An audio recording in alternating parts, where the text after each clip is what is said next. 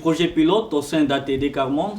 Ce sont des projets qui permettent à considérer les familles comme des partenaires. Et c'est ça ce qui était vraiment à Bukavu. On a fait un projet où les familles elles-mêmes ont réfléchi dans la conception de ces projets, avec tout ce qui est entré d'endurer au moment de Covid-19.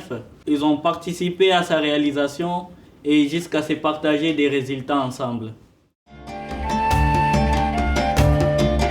C'était un projet qui permettait à se soutenir, à voir comment est-ce qu'ils peuvent se relancer dans des activités génératrices de revenus. Et avec ces projets, ils ne pouvaient que prendre un nombre.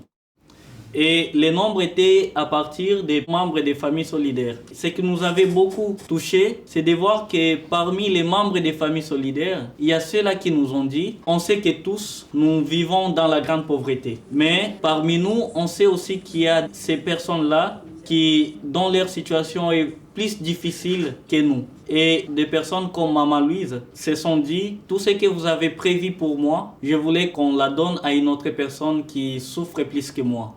Pour des familles, on sait qu'on n'a pas toute la lumière tous les jours, mais on sait qu'on a cette lueur, cet espoir que, au moins aujourd'hui, je vais travailler pour que mes enfants puissent manger ce soir.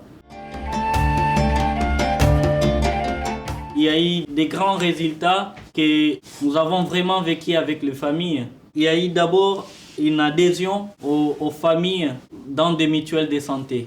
Les mutuelles de santé en RDC, c'est un programme qui est lancé par des centres de santé pour permettre que des familles qui y sont inscrites puissent bénéficier 60% lorsque une personne de leur famille tombe malade et que la mutuelle puisse payer ces 60% pour la facture. Et pour nous, on sentait que c'est un grand résultat. Si les familles elles-mêmes, à partir de ces projets, ils peuvent s'inscrire et inscrire leur famille à ces mutuelles de santé, parce qu'il y a beaucoup de situations qui bouleversent les familles. Par exemple, tu t'es dit, je vais inscrire ton enfant à l'école. Il y a des questions des maladies qui se posent dans la famille. Ça bouleverse encore la situation. Et pour nous, cette inscription des familles, c'était une grande réussite. De voir que dans cette situation de santé, au moins ça ne pouvait pas empêcher les familles dans ce courage qu'ils ont pour combattre toujours.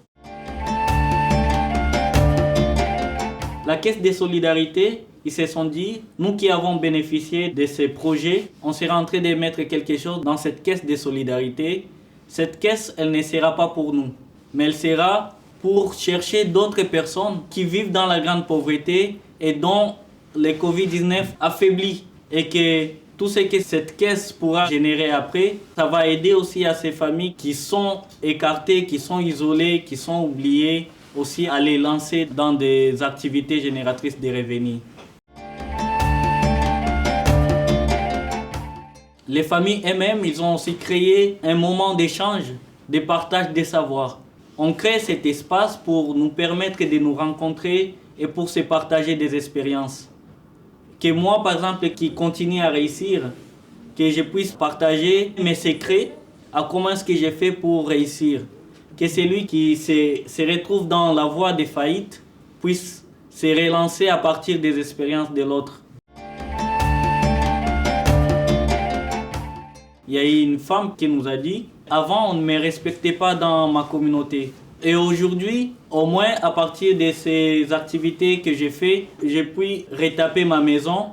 Au moins aujourd'hui, il y a des gens qui nous respectent pour cela. » Une autre personne qui nous avait dit « Voilà, aujourd'hui, je suis capable de faire inscrire tous mes enfants à l'école. Et qu'on ne pouvait pas encore me pointer du doigt, c'est celui-là toujours qui n'est pas capable de faire inscrire ses enfants malgré. » Donc, c'était vraiment quelque chose qui nous avait beaucoup touché de voir que les familles ont elles-mêmes conçu ces projets, ont elles-mêmes réalisé jusqu'à arriver vraiment à ces grands résultats qui leur permettent aujourd'hui de se sentir fiers de ce qu'ils sont.